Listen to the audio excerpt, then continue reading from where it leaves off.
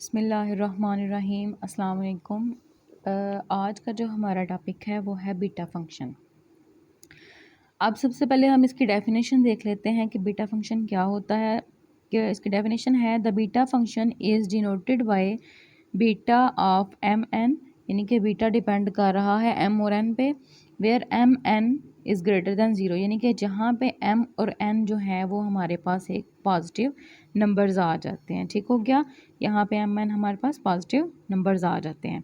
And defined by a definite integral. अब आपको कल मैंने ये बड़ी जो है तफसील से ये चीज़ बताई थी, बड़ी डिटेल से बताया था कि डेफिनेट इंटेग्रल कौन सा होता है कि जिसमें हमारे पास लिमिट्स गिवन होती हैं। ठीक है, तो वो क्या कहता है कि इसे डिफाइन करते हैं बाय डेफिनेट इंटेग्रल एज, और इसकी डेफिनेशन बेसिकली ये है, ठीक है, कि बीटा डिपेंड कर रहा है M N function M N values पे, और एम एन क्या है, ग्रेटर दैन ज़ीरो है, यानी कि पॉजिटिव वैल्यूज़ हैं। और ये किसके इक्वल है, इंटेग्रल के, डेफिनेट इंटेग्रल के इक्वल है, जिसकी लिमिट ज़ीरो से लेके वन तक है और ये फिक्स होती है। बीटा फंक्शन में इंटेग्रल की ये वैल्यू 0 से 1 तक फिक्स होती है। And x raise to power m minus one and 1 minus x raise to power n minus one D of x, where m is greater than zero and n is greater than zero. वही बात कि m n positive है। अब यहाँ पे एक चीज़ आप लोगों ने जो देखनी है, बीटा फंक्शन में हमने पहले जितने भी फंक्शंस पढ़े हैं उसमें और बीटा फंक्शन में फ़र्क क्या है। सबसे पहले तो जो हमने फंक्शंस पढ़े थे वो हमारे पास लाइक इस फॉर्म में होते थे, F of X is equal to X square plus 2x कह लें। ठीक है, इस तरह की फॉर्म में हमारे पास फंक्शन होते थे, यानी कि कोई फंक्शन किसी एक्स वेरिएबल पर डिपेंड कर रहा है, which is equal to X square plus 2x, इस तरह के पढ़े हैं हमने। लेकिन जो बीटा फंक्शन हमारे पास होता है वो फंक्शन हमारे पास इक्वल होता है किसी डेफिनेट इंटेग्रल के। पहली चीज़ इसमें ये चीज़ आ जाती है, यानी कि ये हमारे पास एक डेफिनेट इंटेग्रल है, इसके इक्वल होता है। और दूसरी चीज़ ये कि इसमें जो बीटा फंक्शन है वो हमारे पास m और n पे डिपेंड कर रहा है, x पे डिपेंड नहीं कर रहा ये फंक्शन। ठीक है, किस पे डिपेंड कर रहा है, m और n पे डिपेंड कर रहा है, यानी कि अगर हमारे पास m माइनस वन जैसे दिया हुआ है और n माइनस वन दिया हुआ है, इन वैल्यूज़ में चेंजेस आती हैं तो वो डेफिनेट इंटेग्रल की वैल्यू चेंज होगी। अदरवाइज़ x का जो फंक्शन है वो उस पर ये डिपेंड नहीं कर रहा। ठीक हो गया। अब हमारे पास बीटा फंक्शन बेसिकली यूज़ कैसे होता है। आपको पता है कि डेफिनेट इंटेग्रल हम क्यों यूज़ करते हैं। हम डेफिनेट इंटेग्रल को किसी भी area of the curve find करने के लिए यूज़ करते हैं, जिसमें हम किसी भी कर्व का एरिया फाइंड करते हैं 2D में। ठीक है, फॉर एग्जांपल हमारे पास कोई फंक्शन एफ ऑफ एक्स होता है जिसमें x is equal to a and x is equal to b आ जाता है। अब ये हमारे पास बाउंडेड एरिया होता है। ठीक है, ये हमारे पास क्या होता है, बाउंडेड एरिया होता है। अब इसमें जो पहले हमने फंक्शंस पढ़े हैं उसमें क्या होता था, अगर एक्स की वैल्यू चेंज हो जाती है तो इसमें चेंजिंग्स आएंगी। अब जो बीटा फंक्शन है वो हमारे पास बेसिकली यूज़ होता है एरिया फाइंड करने के लिए। ठीक है, हम इसे बोलते हैं, बीटा फंक्शन को एरिया फंक्शन भी बोलते हैं, area function. Beta function is also called a area function. तो ये हमारे पास एरिया फाइंड करने के लिए भी यूज़ होता है। दूसरी चीज़ क्या है कि अगर आपके जो एरिया है वो चेंज हो जाता है, वो कब चेंज होगा ये चीज़ हमने देखनी है। अगर हमारे पास एम और एन की वैल्यूज़ चेंज होती हैं तो एरिया चेंज हो जाएगा। ठीक है, इसमें एक्स पे डिपेंड नहीं कर रहा, किस पे डिपेंड कर रहा है, मैं बार बार ये चीज़ रिपीट कर रही हूँ कि हमारे पास जो बीटा फंक्शन है वो एम और एन पे डिपेंड कर रहा है। तो अगर एम और एन की वैल्यू चेंज होगी तो हमारे पास जो एरिया है वो भी चेंज हो जाएगा। क्लियर। नेक्स्ट हमारे पास आ जाती हैं इसकी प्रॉपर्टीज़, बीटा फंक्शन की प्रॉपर्टीज़। तो 3 प्रॉपर्टीज़ हैं बीटा फंक्शन की जो कॉमनली यूज़ होती हैं, हर जगह पे यूज़ होती हैं। पहली प्रॉपर्टी क्या है कि जब हमारे पास बीटा फंक्शन आ जाता है, beta function m depends on M N which is equal to beta function depends on N M. अब इसका क्या मतलब है, इसका मतलब है कि अगर हमारे पास कोई बीटा फंक्शन एम एन है, उसमें अगर हम m की जगह पे n की चेंजिंग ले आएँ या n की जगह पे m लिख दें तो वो दोनों फंक्शंस इक्वल आएंगे। ठीक है, तो इसे हम बोलते हैं, हम सी उसके लिए भी चीज़ इंपॉर्टेंट है, symmetry of the beta function. कि अगर आपके पास जो m और n की वैल्यूज़ हैं अगर उनको हम इंटरचेंज कर देते हैं तब भी हमारे पास दोनों के आंसर जो हैं वो इक्वल आते हैं, सेम आते हैं। सेकंड प्रॉपर्टी हमारे पास क्या आया है कि हमारे पास जो बीटा फंक्शन एम एन है वो इक्वल आएगा 0 टू इन्फिनिटी, इसकी लिमिट आ जाएगी X raise to power n minus one over 1 plus X raise to power m plus one m plus n dx, also which is equal to 0 to infinity x raised to power m minus 1 over 1 plus x raised to, अब इसमें मैंने क्या changing की है, ये beta function किसके equal है, इस सारी वैल्यू के इक्वल है। फिर यहाँ पे मैंने क्या कौन सी प्रॉपर्टी लगाई है, फर्स्ट प्रॉपर्टी यूज़ की है कि जहाँ पे m था वहाँ पे n कर दिया, जहाँ पे n था वहाँ पे m कर दिए, ठीक हो गया। थर्ड प्रॉपर्टी क्या है कि beta function depends on M N is equal to 2 into 0 to pi over 2 sine theta raise to power 2m minus one and cos theta raise to power 2n minus one D theta. अब ये theta वाली term में convert हो गया property. आगे हम इनके proof देखते हैं तो आपको क्लियर हो जाएगा। सबसे पहले हम प्रॉपर्टी नंबर 1 का प्रूफ चेक करेंगे। प्रॉपर्टी नंबर 1 जब हमने प्रूफ करना है तो हम जितने भी प्रॉपर्टीज़ के हमने प्रूफ निकाले हैं सबसे पहले हमने बाय डेफिनेशन उनका प्रूफ चेक करना है। तो बाय डेफिनेशन हमें पता है, डेफिनेशन में हमने क्या किया था, बीटा की वैल्यू किसके इक्वल थी, beta of M N is equal to 0 to 1 X raise to power m minus one into 1 minus x raise to power n minus one D X. ये हमारे पास डेफिनेशन है बीटा फंक्शन की, यहाँ से आप देख सकते हैं ये चीज़, ठीक है, ये चीज़ लिखी है। अब हमारे पास बाय डेफिनेशन ये चीज़ आगे से हमने इक्वेशन नंबर 1 का नाम दे दिया। वी नो डैट, अब ये हमारे पास एक प्रॉपर्टी है कि अगर हमारे पास 0 से a तक लिमिट है F of X D F X की, तो हम इसे लिख सकते हैं 0 to a F into A minus X D X. इससे कोई फ़र्क नहीं पड़ता क्योंकि इसकी लिमिट 0 से a तक है, तो upper limit minus lower limit होता है, तो a की जगह पे a ही रिप्लेस होगा। तो हम इसको इस मेथड से भी, इस वैल्यू को इस मेथड से भी लिख सकते हैं। ये हमारे पास एक प्रॉपर्टी है, ठीक है। तो इस प्रॉपर्टी नंबर 1 जो बीटा की है उसमें हम ये वाली प्रॉपर्टी यूज़ करेंगे, ठीक है। तो beta of M N is equal to 0 to 1 minus x raise to power m minus one.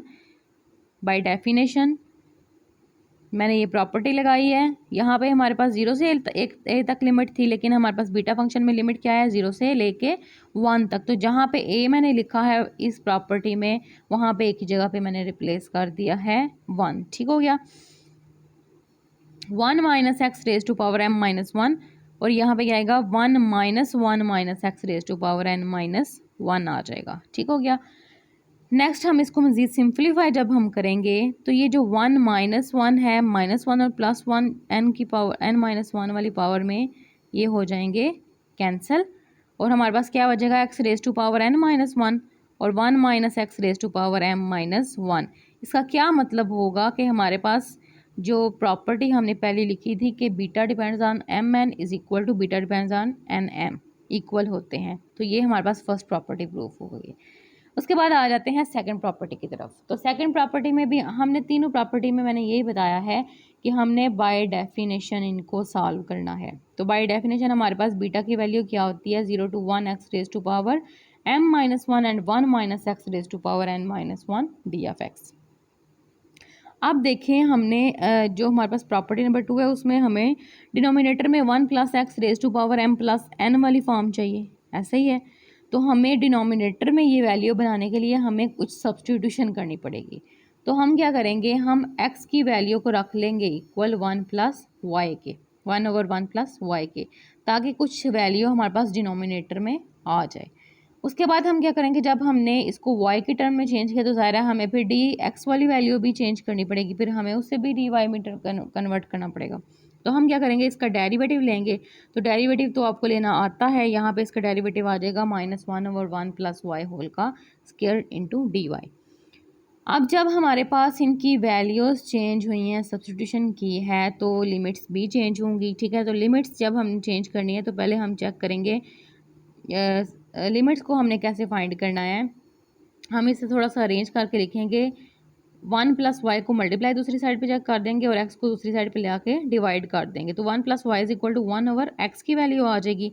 अब हमने इसमें लिमिट पुट करनी है when x is equal to 0। जब x 0 के इक्वल आएगा तो हमारे पास y अप्रोच कर जाएगा इन्फिनिटी तक, ये लिमिट चेंज होगी 0 वाली। उसके बाद हमने चेक करनी है x इज इक्वल टू 1। तो एक्स की जगह पे 1 पुट करें तो देखें वाई की वैल्यू क्या आ जाएगी, 1 - 1 0 हो जाएगा। ठीक है, तो इसकी लिमिट्स हमारे पास चेंज होके इन्फिनिटी टू 0 चली जाएगी। अब हमने क्या करना है, therefore beta depends on M n infinity to 0। अब जहाँ पे हमारे पास एक्स था वहाँ 1/1 प्लस वाई आ जाएगा। जहाँ जहाँ सब्स्टिट्यूशन करनी है हमने वहाँ वहाँ हम कर लेंगे। डी एक्स की जगह पे हमारे पास क्या आ जाएगा, -1/1 plus y square d y. ठीक हो गया। अब इसको फर्दर कैसे सॉल्व करेंगे, अगर 1 की पावर में कोई भी वैल्यू आप लिख दो तो उसका आंसर 1 ही आता है। तो 1 m - 1 का मतलब है 1/1 plus y raise to power m-1। ये चीज़ आपको पता है कि जब हमारे पास कोई चीज़ बटे में आ जाती है और टोटल का हम पावर होती है तो वो हर एक पे पावर अप्लाई होती है। ठीक है, तो 1 पे पावर अप्लाई की तो 1 ही रहेगा, और नीचे जो हमारे पास डिनोमिनेटर में वैल्यू है 1 प्लस वाई उसकी पावर में आ जाएगा m-1। उसके बाद जो दूसरी वैल्यू है उसमें हम क्या करेंगे, हम एलसीएम ले लेंगे। एलसीएम लेने से क्या होगा कि हमारे पास आंसर आ जाएगा 1 plus y -1 raise to power n-1 and 1 plus y raise to power n-1। मैंने दोनों पे अलग अलग पावर अप्लाई कर दी है, 1 और 1 कैंसिल हो गए। अच्छा, अब मैं यहाँ पे आप लोगों ने एक चीज़ नोट की होगी कि यहाँ पे लिमिट चेंज हो गई है। लिमिट हमने चेंज करनी है क्योंकि हमने लिमिट हमने एक तरतीब से लिखनी होती है। इन्फिनिटी टू 0 नहीं हम जाते, हम 0 टू इन्फिनिटी जाते हैं। ठीक है, तो 0 टू इन्फिनिटी चेंज करने के लिए हमें माइनस से मल्टीप्लाई करना पड़ता है। तो वो माइनस और ये वाला माइनस जब मल्टीप्लाई हुआ तो हमारे पास क्या आंसर आ गया, प्लस आ गया। ठीक हो गया।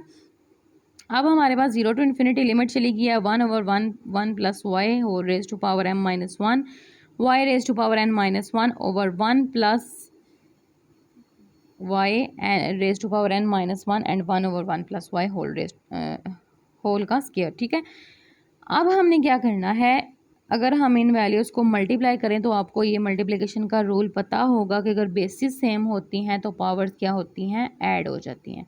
तो देखें तीनों में बेसिस सेम है तो इनकी पावर्स क्या होंगी, ऐड हो जाएंगी। पावर्स ऐड हो जाएंगी, जो कैंसिल होती हैं वो कैंसिल हो जाएंगी। -1 -1 -2 और +2 कैंसिल हो जाएगा। तो हमारे पास पीछे क्या बच जाता है, m+n। अब ये हमारे पास आ गया y raise to power n-1 over 1 plus y raise to power m+n। अब हम लिख सकते हैं कि अगर हमारे पास कोई डेफिनेट इंटेग्रल a से b तक f(x) dx है तो हम इसे लिख सकते हैं, ये इक्वल होता है definite integral from a to b f(y) dy। ठीक है, इस चीज़ को अप्लाई करते हुए जहाँ जहाँ x है वहाँ वहाँ हमने y अप्लाई कर दिया, सॉरी जहाँ जहाँ y है वहाँ वहाँ हमने x को रिप्लेस कर दिया। तो हमारे पास ये वाली वैल्यू आ गई। अब हमें चाहिए था प्रॉपर्टी नंबर 2 के according x raise to power m-1, तो यहाँ पे तो n-1 है, तो फिर हम प्रॉपर्टी नंबर 1 यहाँ पे यूज़ करेंगे। और प्रॉपर्टी नंबर 1 के अकॉर्डिंग क्या होगा कि beta depends on M N is equal to beta depends on N m. ठीक है, तो एन की जगह पे हम एम रिप्लेस कर देंगे तो हमारे पास प्रॉपर्टी नंबर 2 यहाँ पे आके प्रूफ हो जाएगी। ठीक है, यहाँ पे आके प्रॉपर्टी नंबर 2 प्रूफ हो जाएगी। नेक्स्ट आ जाती है हमारे पास प्रॉपर्टी नंबर 3। प्रॉपर्टी नंबर 3 में हमारे पास क्या रिक्वायर्ड था कि beta depends on M N is equal to 2 × 0 sine theta 2 raise to power 2m-1। अब हमें यहाँ पे ट्रिग्नोमेट्रिक फंक्शन चाहिए। ठीक है, तो अगर हम डेफिनेशन बीटा के देखें तो उसमें हमारे पास ट्रिग्नोमेट्रिक फंक्शन नहीं है, तो हमने क्या करना है, पिछली प्रॉपर्टी की तरह ही यहाँ पे भी सब्स्टिट्यूशन करनी है। तो सबसे पहले वही चीज़, by definition beta depends on M N is equal to 0 to 1 x raise to power m-1 and 1 - x raise to power n-1 dx। ये हमारे पास इक्वेशन नंबर 1 आ गई। अब सब्स्टिट्यूशन यहाँ पे हम साइन और काज की, साइन की करेंगे तब हमारे पास जो है थीटा में कन्वर्ट हो जाएगी ये चीज़, और जो है हम इस प्रॉपर्टी को प्रूव कर सकेंगे। ठीक है, तो x को लेट कर लो साइन स्क्वायर थीटा। अब इसका डेरिवेटिव भी हमें चेंज करना पड़ेगा, इन टर्म्स ऑफ थीटा करना पड़ेगा। तो dx जब लेंगे तो 2 sin theta cause of theta D theta जगह पावर रूल के अकॉर्डिंग। ठीक है, डेरिवेशन आपको करनी आती है। अब हमारे पास जब सब्स्टिट्यूशन की है तो ज़ाहिर है फिर इसकी जो लिमिट्स हैं वो भी चेंज होंगी। लिमिट्स जो हैं अगर आप यहाँ पे पुट करेंगे x इज इक्वल टू 0 है तो थीटा के रिस्पेक्ट से जब देखेंगे तो ये आ जाएगी थीटा इज इक्वल टू 0 आ जाएगी पहली वाली लिमिट। ठीक है, और अगर दूसरी वाली लिमिट को हम देखें तो यहाँ पे x जब 1 पुट करेंगे तो थीटा इज इक्वल टू π/2 आ जाएगा। ये लिमिट्स आ गई। उसके बाद हमारे पास क्या आ जाएगा, जहाँ जहाँ x है वहाँ वहाँ हम साइन स्क्वायर थीटा पुट कर देंगे। ठीक है, तो जहाँ जहाँ x है वहाँ हमने साइन स्क्वायर थीटा पुट कर दिया। यहाँ पे 1 माइनस साइन स्क्वायर थीटा आ गया। dx की जगह पे हमारे पास जो डेरिवेटिव लिया था वो आ गया। ठीक है, लिमिट्स भी चेंज होंगी 0 से π/2। अब हमने जो 2 है यहाँ पे कांस्टेंट वैल्यू, तो हम उसे बाहर लिख सकते हैं, वो हमने इंटीग्रल से बाहर लिख ली। बाकी 0 से π/2। अब साइन स्क्वायर थीटा की पावर m-1 है, तो आपको पता है हम इसे लिख सकते हैं साइन थीटा होल का, हम इसको लिख सकते हैं साइन थीटा होल का स्क्वायर। तो बाहर वैल्यू मल्टीप्लाई होती थी m-1 की, तो 2m से मल्टीप्लाई हो 2m हो गया, और 2 1 से मल्टीप्लाई हुआ तो 2 हो गया। तो यहाँ पे ये चीज़ आई है। ठीक है, अब आपको पता है कि 1 माइनस साइन स्क्वायर थीटा जो होता है वो इक्वल टू होता है कॉस स्क्वायर थीटा। तो यहाँ पे मैंने लिख दिया कॉस स्क्वायर थीटा, फिर उस पर भी वही चीज़ अप्लाई हुई है जो पीछे मैंने साइन के लिए अप्लाई की है। ठीक है, अब आपको पता है यहाँ पे कॉस थीटा साइन थीटा लिखा हुआ है। आपको पता है जब बेसिस सेम होती हैं तो पावर्स क्या होती हैं, ऐड होती हैं। तो साइन थीटा की पावर 2m-2 और यहाँ से साइन थीटा की पावर 1 आएगी, तो -2 + 1 करेंगे तो -1 आ जाएगा। ठीक है, तो ये हमारे पास आ गया 2m-1। इसी तरह कॉस वाली पावर भी ऐड हो जाएगी, तो -2 में से +1 करेंगे तो -1 आ जाएगा।